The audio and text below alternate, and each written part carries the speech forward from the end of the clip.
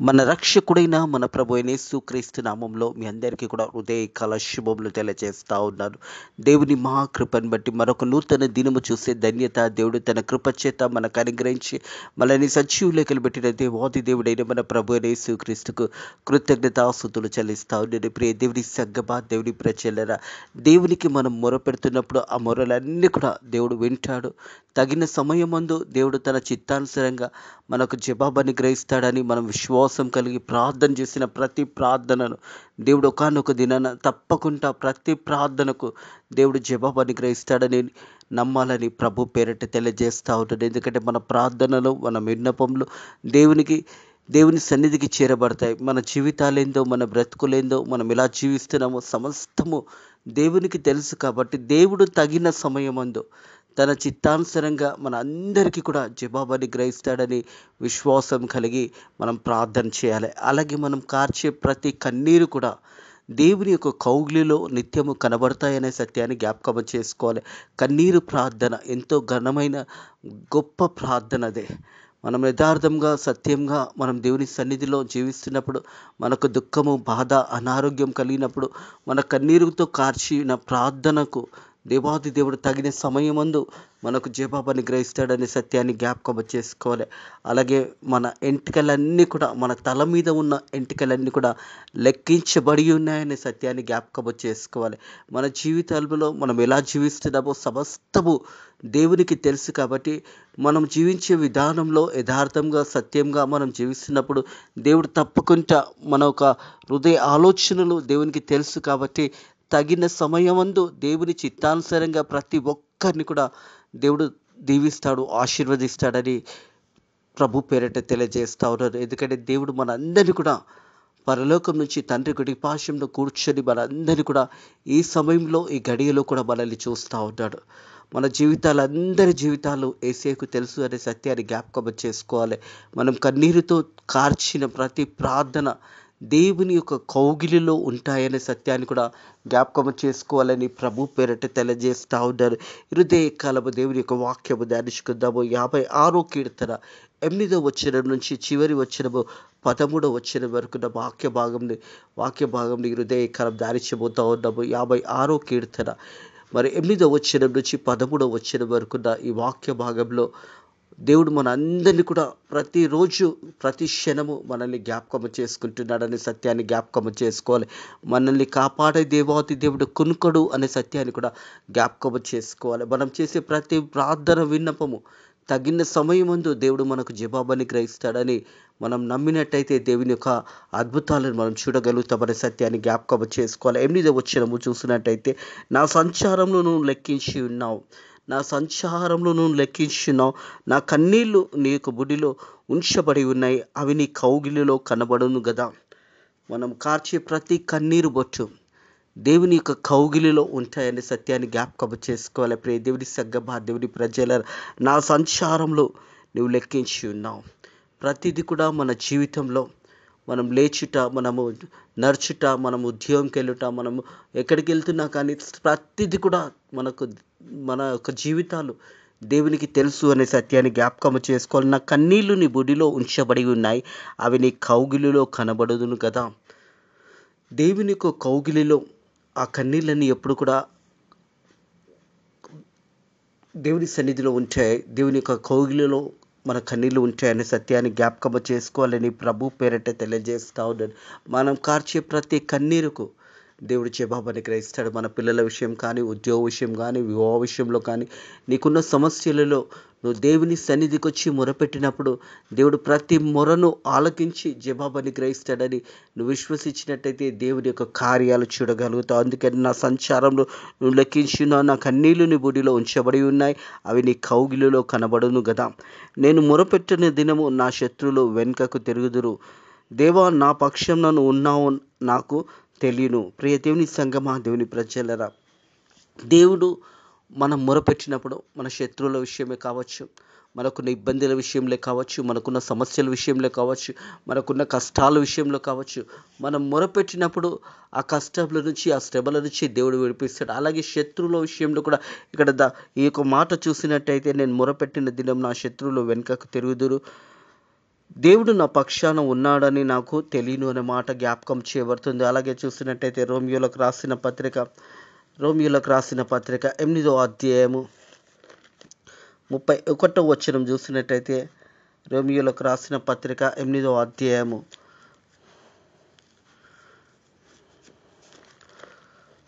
31వ వచనం చూసినట్టయితే ఇట్లుండగా ఏమందుము, దేవుడు మన పక్షాన ఉండగా మనకు విరోధి ఎవడు? ప్రియ దేవుని సంగమా, దేవుని ప్రజలారా, దేవుడు మన పక్షాన ఉండగా మనకు విరోధి ఎవరు? నిజమే కదా, దేవుడు మన పక్షాన యుద్ధము చేస్తున్నాడనే సత్యాన్ని జ్ఞాపకం చేసుకోవాలి. దేవుడు మన పక్షాన నిలబడ్డాడని జ్ఞాపకం చేసుకోవాలి. దేవుడు మన పక్షాన మనం చేసే పనులన్నిట్లో మనకు తోడై ఉండి మనల్ని దీవిస్తూ ఆశీర్వదిస్తున్నాడు అనే సత్యాన్ని జ్ఞాపకం చేసుకోవాలి. ఇట్లుందిగా ఏమందము, దేవుడు మన పక్షాన ఉండగా మనకు విరోధి ఎవడు? నిజమే కదా, దేవుడు మనకు తోడై ఉండగా, యెహోవా నా కాపరి నాకు లేమి కలగదు. దేవుడు మన కాపరిగా ఉన్నప్పుడు మనకు ఏ లోటు ఉండదు.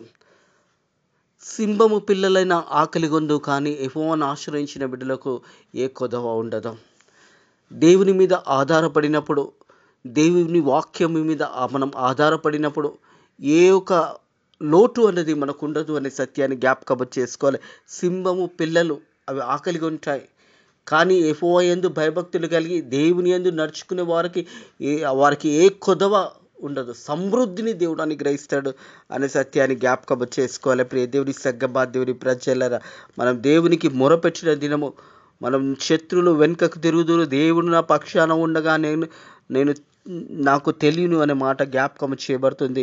దేవుని బట్టి నేను ఆయన యొక్క వాక్యంను కీర్తించేదను, యెహోవాను బట్టి ఆయన వాక్యంను నేను కీర్తించేదను. వాక్యమైన దేవాది దేవుడు వాక్యము ద్వారా మనతో మాట్లాడతాడు. వాక్యమైన దేవాది దేవుడు ప్రతిరోజు మనం వాక్యము ధ్యానిస్తున్నప్పుడు ఆ వాక్యము ద్వారా మెల్లనైన స్వరముతో దేవుడు మన అందరితో మాట్లాడతాడు. ఎవరైతే అనుదినము వాక్యము చదివే అనుభవం ఉన్నట్టయితే, ఎవరైతే హృదయకాలం బైబుల్ తీసి చదివినప్పుడు దేవుడు వాక్యము ద్వారా మనతో మాట్లాడతాడు. ప్రియ దేవుని సంగమా, దేవుని ప్రజలారా, వాక్యంలో శక్తి ఉంది. మనం చూసినట్టయితే 107వ దావీదు కీర్తనలో చూసినట్టయితే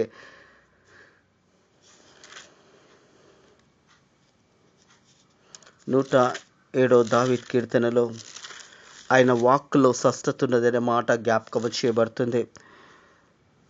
19వ వచనం, కష్టకాలమందు వారు యెహోవాకు మొరపెట్టిరి, ఆయన వారి ఆపదల నుంచి వారిని విడిపించెను. ఆయన తన వాక్కును పంపి వారిని బాగు చేసెను. ఆయన వారు పడిన గుంటల నుండి వారిని విడిపించెను. ప్రియ దేవుని సంగమా, దేవుని ప్రజలారా, దేవుని యొక్క వాక్కులో స్వస్థత ఉన్నది. ఆయన వాక్కులో బలమైన శక్తి ఉన్నది. అందుకే అంటుంది కదా, ఆయన వాక్కును పంపి వారిని బాగు చేసెను. దేవుని వాక్యంలో స్వస్థత ఉన్నది, వాక్యంలో విడుదల ఉన్నది, వాక్యంలో ప్రతి బాధ దుఃఖము తొలగిపోతుంది. ఎందుకంటే మనం వాక్యము ధ్యానించే బిడ్డలుగా ఉండాలి. ప్రతి హృదయకాలం కొద్ది సమయంలో వాక్యము ధ్యానించినప్పుడు ఆ వాక్యమైన దేవాది దేవుడు వాక్యము ద్వారా మన జీవితాలను కడతాడు. వాక్యము ద్వారా మన బ్రతుకులు మార్చబడతాయి. వాక్యము ద్వారా మన జీవితాలే మార్చబడతాయి. దేవుని సన్నిధికి మనం రాగలుగుతాము. అందుకే దేవుని వాక్యం ఏమవుతుందంటే, కష్టకాలం ముందు వారు యెహోవాకు మొరపెట్టిరి, ఆయన వారి ఆపదల నుంచి వారిని విడిపించారు. కష్టకాలము మొరపెట్టడం అంటే దేవునికి ప్రార్థన చేయడము. ఆ ప్రార్థన దేవుని సన్నిధిలోని, దేవుని కౌగిలిలో ఆ కన్నీరు మన ప్రార్థన దేవుని సన్నిధిలో ఉంటుంది. కాబట్టి దేవుడు జవాబుని గ్రహించే దేవాది దేవుడి యొక్క వాక్యంలో స్వస్థత ఉన్నది, వాక్యంలో విడుదల ఉన్నది, వాక్యంలో ప్రతి సమస్యలు తొలగిపోతాయనే సత్యాన్ని జ్ఞాపకం చేసుకోవాలి. ఆయన వాక్కు పంపి వారిని బాగు చేశాను. దేవుని యొక్క వాక్, దేవుడు తన వాక్యము ద్వారా మన జీవితాలు బాగు చేస్తాడు. దేవుని యొక్క వాక్యము ద్వారా స్వస్థత కలుగుతుంది. మనం చూసినట్టయితే పేతురు రాసిన మొదటి పత్రిక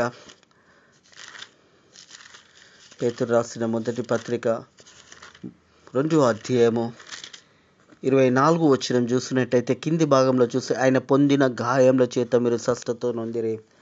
ఆయన పొందిన గాయముల చేత, దేవుని యొక్క గాయములలో స్వస్థత ఉన్నది. ఆయన వాక్యంలో స్వస్థత ఉన్నది. ఆయన నోటి మాటలో స్వస్థత ఉన్నది. ప్రియ దేవుని సంగమా, దేవుని ప్రజలారా, మనం దేవునికి మొరపెట్టినప్పుడు దేవుడు మన మొరలు వింటాడు. అలాగే మొరలు విన్న దేవాది దేవునికి మనం కృతజ్ఞతాస్తుతులు చెల్లించాలి. నా ప్రాణమా యెహోవాని సన్నతించుము, ఆయన చేసిన ఉపకారములను దేనిని కూడా మరవకూడదని వాక్యం తెలియజేసిన ప్రకారము వాక్యానుసారంగా మనల్ని మనం కట్టుకోవాలని ప్రభు పేరట తెలియజేస్తా ఉన్నాను. ప్రియ దేవుని సంగమా, దేవుని ప్రజల, అలాగే చూసినట్టయితే మత్తయి సువార్త 10వ అధ్యాయము 30వ వచనం చూసినట్టయితే, మీ తలంటికలన్నీ కూడా లెక్కించబడి ఉన్నాయి గనుక మీరు భయపడకుడి. హల్లెలూయా. మన తల ఎంటికలన్నీ కూడా లెక్కించబడి ఉన్నాయి, మీరు భయపడకుడి అని దేవుని వాక్యము తెలియజేస్తుంది. మీ తల ఎంటికలన్నీ కూడా లెక్కించబడి ఉన్నాయి గనుక మీరు భయపడకుడి. మన తల ఎంటికలన్నీ కూడా లెక్కించబడి ఉన్నాయి. ప్రియ దేవుని సంగమా, దేవుని ప్రజలారా, గనుక మీరు భయపడకుండి. దేవుని వాక్యం తెలియజేస్తుంది, భయపడకుడి భయపడకుడి అని బైబిల్ అంతటిలో 365 సార్లు రాయబడింది. ప్రతిరోజు దేవుడు మనకు తెలియజేస్తున్నాడు. ఒక సంవత్సరంలో 365 రోజులుగా ఉంటుండగా ప్రతిరోజు వాక్యం తెలియజేస్తుంది, భయపడకుడి భయపడకుడి భయపడకుడి. దేవుడు మీ దేవుడు మనకు తోడై ఉన్నాడు, మన దేవుడు మన పక్షాన ఉన్నాడు. భయపడకుడి అని వాక్యము తెలియజేస్తూ ఉంది. తిరిగి 56వ కీర్తనకు వచ్చినట్టయితే 10వ వచనంలో, దేవుని బట్టి నేను ఆయన వాక్యంని కీర్తించేదను, యెహోవాను బట్టి ఆయన వాక్యంని కీర్తించేదను. నేను దేవుని యందు నమ్మకించున్నాను, నేను భయపడను, నరులు నాకు ఏమి చేయగలరు. హల్లెలూయా. నరులు మనల్ని ఏమి చేయగలుగుతారు? మా అంటే అవమానపరుస్తారు, కొడతారు, చంపుతారు, దానికంటే ఎక్కువగా ఏమి చేయలేరు.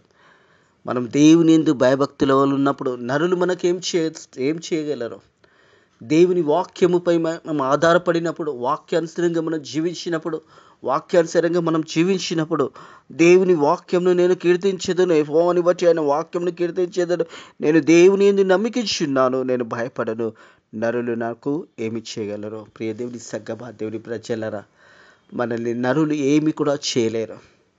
ఎందుకంటే దేవుడు మన పక్షాన ఉన్నాడు, దేవుడు మనకు తోడై ఉన్నాడు అనే సత్యాన్ని జ్ఞాపకం చేసుకోవాలి. దేవా, నువ్వు మరణంలో నుంచి నా ప్రాణంను తప్పించున్నావు. మరణం నుంచి తప్పించగలిగిన శక్తిగల దేవాది దేవుడు మన పక్షాన ఉన్నాడనే సత్యాన్ని జ్ఞాపకం చేసుకోవాలి.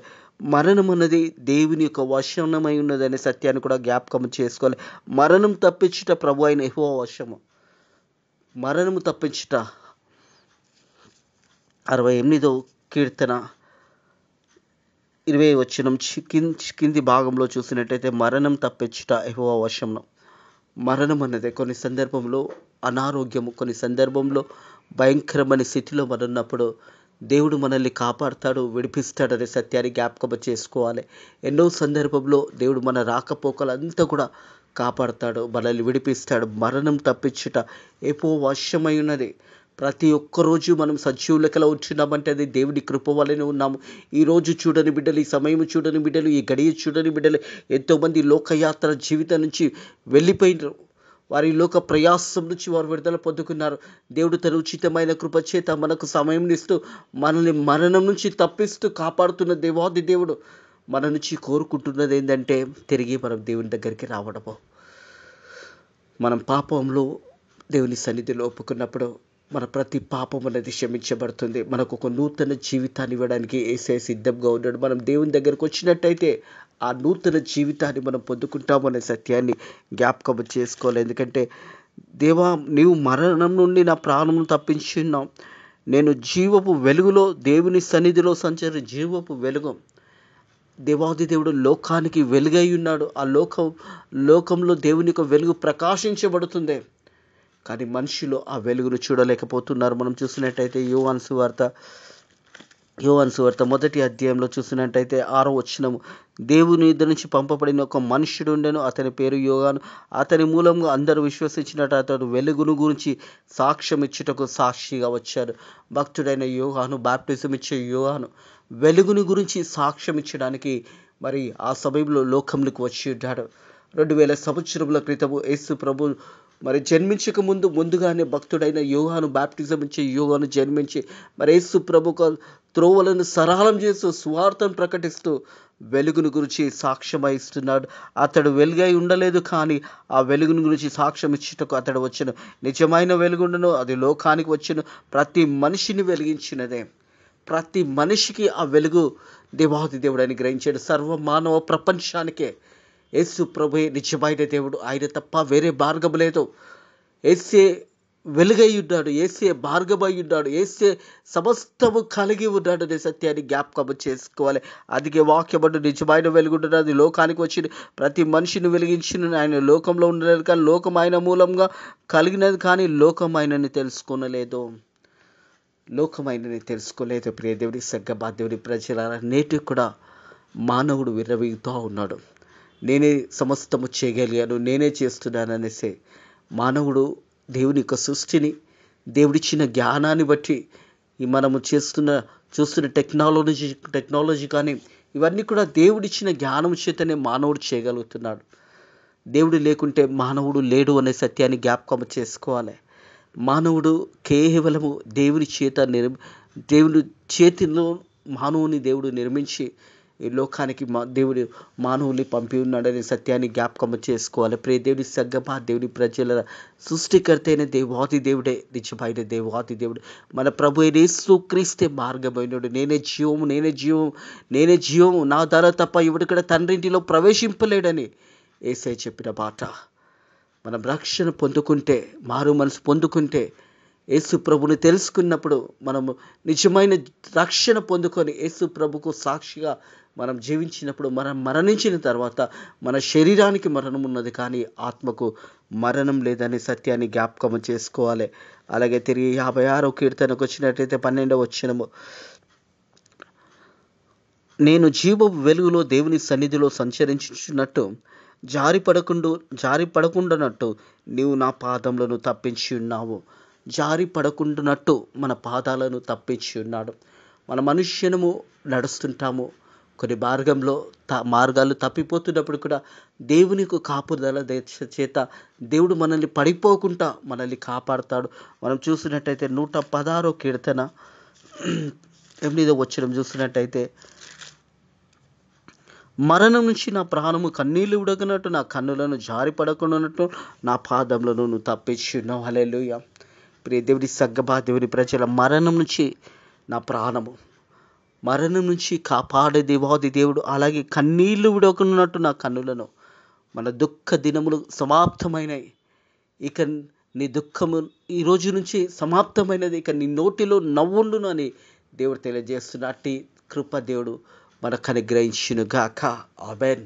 ప్రియ దేవుడి సగ్గమా దేవుడి ప్రజలరా, మన దుఃఖ దినాలన్నీ కూడా సమాప్తమైనవి అనే సత్యాన్ని జ్ఞాపకం చేసుకోవాలి. అందుకంటే మరణం నుంచి నీ ప్రాణము కన్నీళ్లు ఉడగినట్టు నీ కన్నులను జారి పడకున్నట్టు నీ పాదములను నువ్వు తప్పించి ఉన్నావు.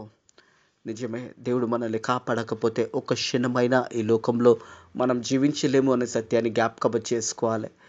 జారి పడకుండా మన పాదాలను కాపాడిన దేవాది దేవుడు. ప్రతిరోజు మనము బయటికి వెళ్ళి వస్తున్నబట్టే దేవుని కృప వలనే మనం పోతున్నాము, తిరిగి రాగలుగుతున్నాం. అందుకే వాక్యం అంటుంది, నేను జీవపు వెలుగులో దేవుని సన్నిధిలో సంచరించుచున్నట్టు జారి పడకున్నట్టు నా పాదములను నువ్వు తప్పించున్నావు.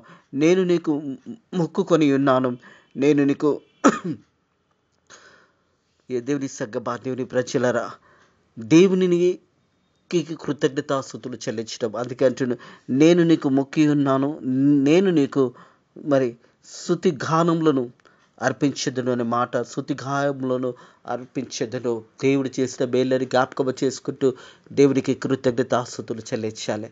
ప్రియ దేవుని సగ్గమా దేవుని ప్రజలరా, మన ప్రార్థన చేస్తున్నప్పుడు ప్రతి ప్రార్థన విన్నపంలో దేవుడు వింటున్నాడనే సత్యాన్ని జ్ఞాపకం చేసుకొని దేవునికి కృతజ్ఞతాస్తుతులు చెల్లించి దేవునిని మహిమపరిచి దేవుని ఘనపరచండి. దేవుడు చేసిన ప్రతి మేలును బట్టి దేవునికి కృతజ్ఞతాస్తుతులు చెల్లించిన ఎంతో మంచిది. ఎందుకంటే జారి పడకుండా దేవాది దేవుడు మన పాదాలను కాపాడుతూ, అలాగే దేవాన్న మరణం నుంచి నా ప్రాణం తప్పించినావు, నేను జీవపు వెలుగులో దేవుని సన్నిధిలో సంచరించినట్టు జారి పడకుండా నా పాదములను తప్పించి ఉన్నావు అనే మాట. ప్రియ దేవుని సగ్గమా దేవుని ప్రజలరా, మనల్ని కాపాడే దేవుడు నిత్యము మన పక్షాన ఉంటూ మనకు తోడై ఉండుటూ దేవుడు తోడై ఉండి మనల్ని బలపరుస్తున్నాడు. దేవుని యొక్క తోడు కాపుదల నిత్యము మనకు తోడై ఉన్నది. కాబట్టి మనం నేటికి కూడా ఈ హృదయకాలం కూడా సజీవ లెక్కలు ఉన్నాం. ఈ రోజు కూడా దేవుడు తన కృపలో మనల్ని జ్ఞాపకం చేసుకొని మనల్ని సజీవ లెక్కలు పెట్టి మనల్ని కాపాడి మనల్ని దీవించి ఉన్నాడనే సత్యాన్ని జ్ఞాపకం చేసుకొని దేవుని ఘనపరచాలని, దేవునిని మహిమపరచాలని ప్రభు పేరట తెలియజేస్తా ఉన్నాను. ప్రియ దేవుని సంఘం, ఆ దేవుని ప్రజలు ఎల్లప్పుడూ కూడా దేవుని మీద ఆధారపడి, దేవుని వాక్యముపై ఆధారపడి మనం జీవించినప్పుడు మన జీవితాలు దేవుడు దీవిస్తాడు, ఆశీర్వదిస్తాడనే సత్యాన్ని జ్ఞాపకం చేసుకోవాలని ప్రభు పేరట తెలియజేస్తాడు. ఇట్టి మాటలను ఉదయకాలం దేవుడు మీ ఆత్మీయ జీవితంలో దేవుడు దీవించి ఆశీర్వదించును గాక. ప్రతి ఒక్కరి జీవితంలో దేవుడు గొప్ప కార్యం జరిగించును గాక. ఈ వాక్యము ద్వారా దేవుడు నీ జీవితంలో కూడా గొప్ప కార్యము జరిగించును గాక. నిన్ను నీ బిడ్డలను కాపాడును గాక. మీకు స్వస్థత దేవుడు అనుగ్రహించును గాక. ప్రతి ఒక్క వ్యాధి, బాధ, దుఃఖం నుంచి దేవుడు మీకు విడుదల అనుగ్రహించును గాక. ఆమేన్. ప్రార్థన చేసుకుందాము. Thank you Lord, thank you Jesus, thank you Holy Spirit. పరిశుద్ధుల దేవానికి వందనములు, స్తోత్రములు నాయన ప్రభా. మా సంచారంలో అన్నీ కూడా నువ్వు లెక్కించున్నా తండ్రి. మా కన్నీళ్ళ ప్రార్థన అంతా కూడా నీ కౌగిటిలో ఉన్నాయని నీ వాక్యము ద్వారా మాతో మాట్లాడిన దేవానికి వందనములు, స్తోత్రములు తండ్రి. నేను జీవ వెలుగులో నడిచినట్టు, నేను జారి పడకుండానట్టు నా పాదములను నాయన పడిపోకుండా నన్ను కాపాడినందుకు, మనల్ని కాపాడినందుకు కూడా నీ కృతజ్ఞతాస్తుతులు చెల్లిస్తున్నాను తండ్రి. బిడ్డలు కూడా వాక్యానుసారంగా నైనా నీకు కృతజ్ఞతాస్తుతులు చెల్లిస్తూ నువ్వు చేసిన మేలన్నింటినీ కూడా జ్ఞాపకం చేసుకొని నేను ఘనపరిచి నేను మహిమపరచడానికి నీ కృప ద్వారా సాయం చేయండి. అలాగే తండ్రి, మా దేశాన్ని, మా రాష్ట్రాలను కాపాడండి, మా ప్రజలను కాపాడండి, దీవించండి, ఆశీర్వదించండి. యేసయ్య, ఈరోజు అంతట్లో కూడా మనల్ని నీ కృపలో మనల్ని జ్ఞాపకం చేసుకున్నందుకు నీకు వందనములు, మనల్ని దీవిస్తున్నందుకు నీకు వందనములు, స్తోత్రములు తండ్రి. ప్రభా తండ్రి, నీ కృపలో ప్రతిరోజు మనల్ని జ్ఞాపకం చేసుకుంటూ మనల్ని సజీవులెక్కలు పెడుతూ మాకు ఇస్తున్న ఆయుష్కాలాన్ని బట్టి కూడా నీ కృతజ్ఞతాస్తుతులు చెల్లిస్తున్నాను. ఈరోజు అంతట్లో కూడా మనల్ని దీవించి ఆశీర్వదించమని నజరుడైన యేసుక్రీస్తు నామములో ఈ ప్రార్థన అడిగి వేడుకుంటున్నాము తండ్రి. ఆమేన్. మన ప్రభు అయిన యేసుక్రీస్తు యొక్క కృప, సమాధానము ఇప్పుడు ఎల్లప్పుడు సదాకాలము మీకును మీ కుటుంబంలోకి తోడై నీడై ఉండును గాక. ఆమేన్.